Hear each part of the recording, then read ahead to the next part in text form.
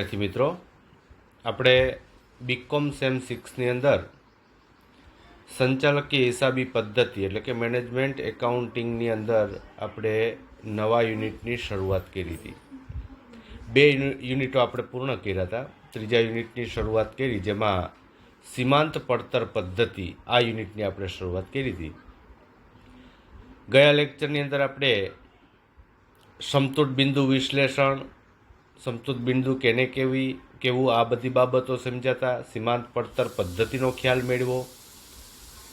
હવે આપણે આજના લેક્ચરની અંદર એ જે સમતુટ બિંદુ, બરાબર, આપણે જે વાત કરી હતી કે ભાઈ નહીં નફો નહીં નુકસાનના ધોરણે કેટલા ઉત્પાદનના એકમો કરવા, એટલે કે કેટલા એકમોનું ઉત્પાદન કરવું અને વેચાણ કરવું, અથવા તો અમુક નફો કમાવા માટે કેટલા એકમોનું ઉત્પાદન વેચાણ કરવું, આ બધી બાબતો.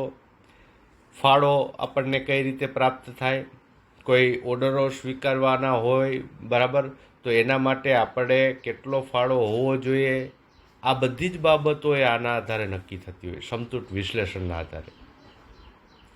તો આજે આપણે હવે એ સમતુટ બિંદુ એ કઈ રીતે શોધવું, ફાળો કઈ રીતે મેળવવો, નફા જથ્થાનો ગુણોત્તર કઈ રીતે મેળવવો, સલામતી ગાળો કઈ રીતે મેળવવો, એના સૂત્રોની વાત કરવાની છે. જો મિત્રો, આ સૂત્રો જે છે મહત્ત્વના છે, એ યાદ રાખવાના છે. બહુ ઝાઝા સૂત્ર નથી, એક ફોર્મેટ યાદ રાખો, એમાંથી અનેક સૂત્રો બની જાય. ફોર્મેટ કયું છે એ પહેલાં તમને કહી દઉં છું. તો ફોર્મેટ છે વેચાણ કિંમત માઇનસ ચલિત પડતર એટલે ફાળો, બરાબર, ફાળો માઇનસ સ્થિર ખર્ચ બરાબર નફો અથવા નુકસાન. અહીંયા હવે આપણે વાત કરીએ તો પહેલી બાબત તમને જો સમતુટ બિંદુ અને તેના સૂત્રની વાત આવે છે. સ્ક્રીન ઉપર તમે જોઈ શકો. તો એમાં ઉત્પાદન અને વેચાણની એવી સપાટી કે જ્યાં નહીં નફો નહીં નુકસાનની સ્થિતિ આપણે આ જે સમતુટ બિંદુના અર્થમાં જોઈ ગયા છીએ. એટલે કે જ્યાં નફો પણ નથી થતો કે નુકસાન પણ નથી થતું, એવા એકમો, એટલા એકમો ઉત્પાદિત અને વેચાણ કરીએ તો એને સમતુટ બિંદુ કહેવાય, કે સમતુલા જળવાઈ રહી, નથી નફો થતો નથી નુકસાન પણ જતું. તો આ સમતુટ બિંદુના જે એકમો છે એ કઈ રીતે શોધવા, એટલે કે સમતુટ બિંદુ એકમોમાં અને રૂપિયામાં આ બંને રીતે શોધવા હોય તો કેવી રીતે? તો પહેલું સૂત્ર તમને જોવા મળે છે કે સમતુટ બિંદુ એકમોમાં શોધવાના હોય તો કઈ રીતે? તેનું સૂત્ર છે F/S - V. હવે F એટલે સ્થિર ખર્ચ, ફિક્સ કોસ્ટ જેને કહે સ્થિર ખર્ચ.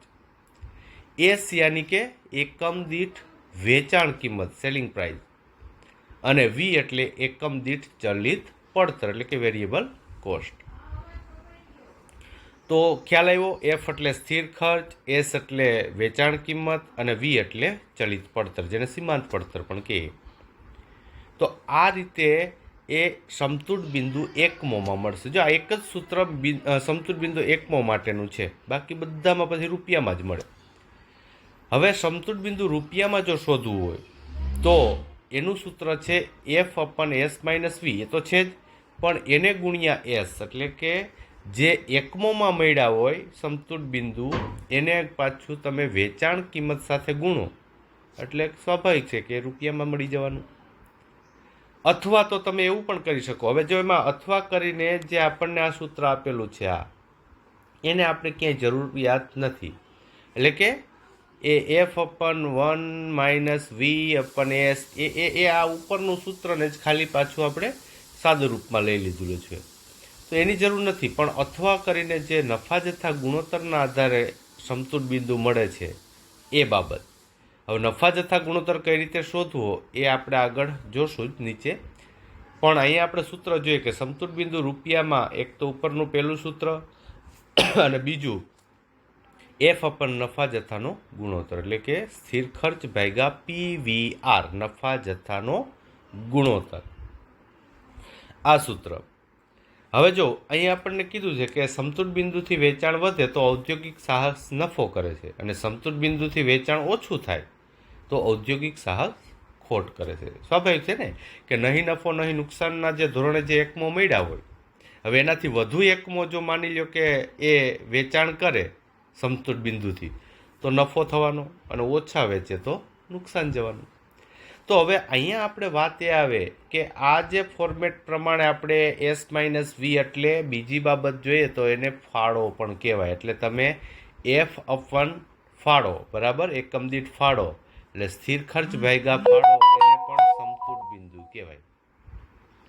હવે આ સિવાયની આપણે વાત જોઈએ તો ફાળાની આપણે ગણતરી કઈ રીતે કરવી, તો જોવું કે કોઈ પણ વસ્તુની વેચાણ કિંમતમાંથી ચલિત પડતર એટલે કે સીમાંત પડતર બાદ કરતા જે રકમ વધે તે ફાળા તરીકે ઓળખાય. આગળ મેં કીધું ને કે S-V એટલે સી યાની કે કોન્ટ્રીબ્યુશન ફાળો, એટલે વેચાણ કિંમત માઇનસ ચલિત પડતર બરાબર ફાળો. તો અહીંયા જો તમે સૂત્ર પણ જોઈ શકો છો કે C બરાબર S-V, જ્યાં C એટલે કોન્ટ્રીબ્યુશન ફાળો, S એટલે વેચાણ કિંમતની, V એટલે સીમાંત પડતર અથવા તો ચલિત પડતર. આ ઉપરાંત બીજી કઈ કઈ રીતે ફાળો મળે? હવે જો અહીં કીધું કે જ્યારે ફાળો બરાબર સ્થિર ખર્ચ થાય ત્યારે સમતુટ બિંદુ પ્રાપ્ત થયું ગણાય.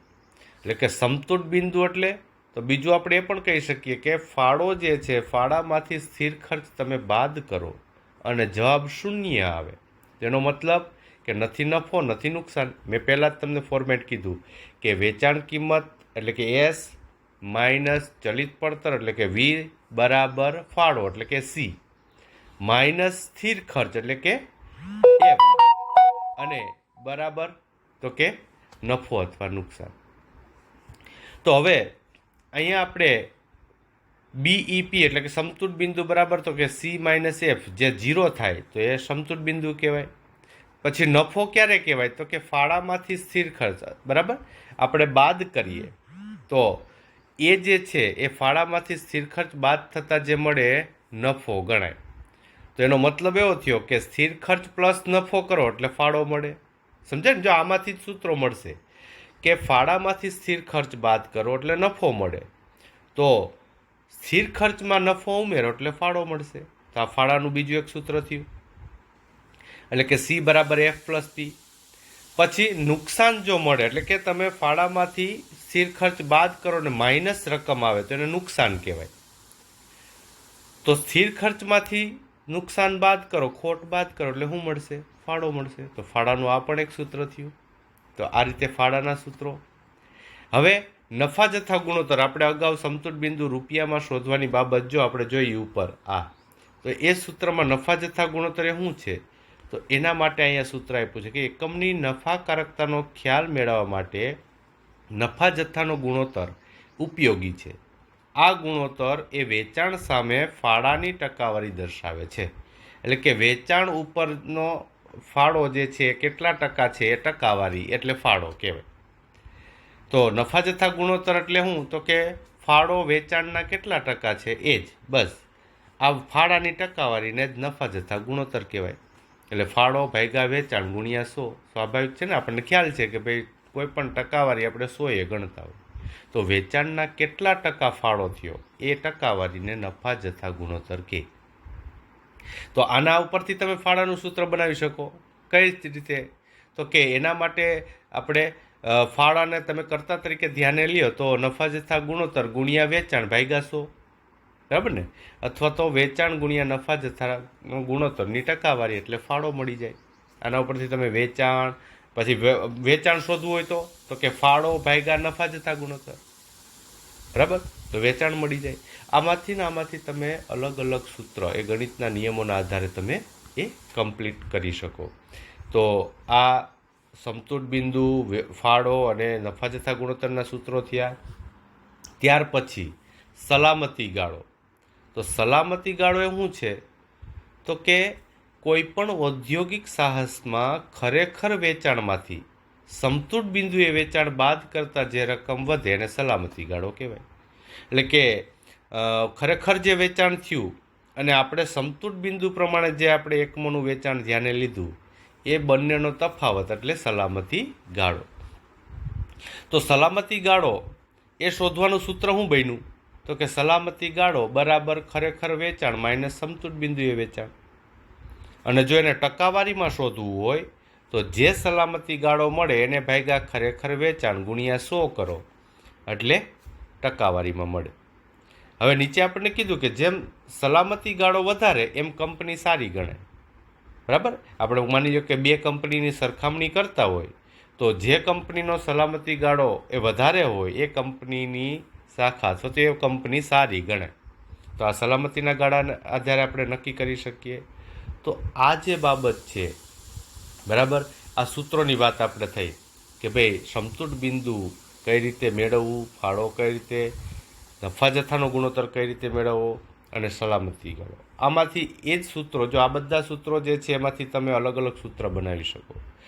ખ્યાલ એવો જોઈએ કે આપણું ફોર્મેટ શું છે, વેચાણ કિંમત એટલે કે એસ માઇનસ ચલિત પડતર એટલે કે વી બરાબર ફાળો એટલે કે સી માઇનસ સ્થિર ખર્ચ એટલે કે ફાળામાંથી સ્થિર ખર્ચ બાદ કરો એટલે કે એફ, એટલે જે મળશે એ નફો અથવા નુકસાન એટલે કે પી અથવા એલ, પ્રોફિટ અથવા લોસ.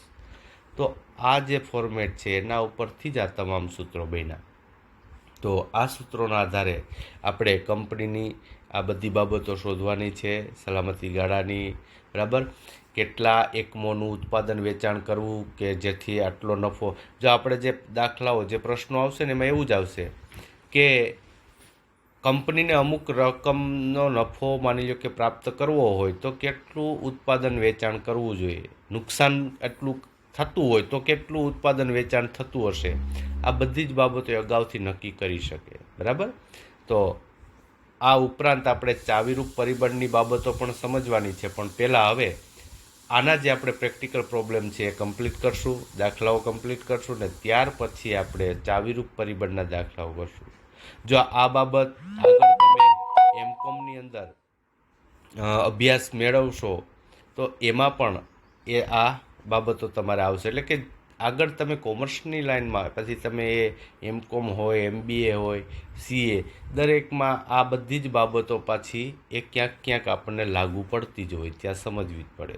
એટલે જે ભણો છો એ ભૂલવાનું નથી. બરાબર, યાદ રાખવાનું છે. તો આજના લેક્ચરમાં આપણે આટલું રાખશું.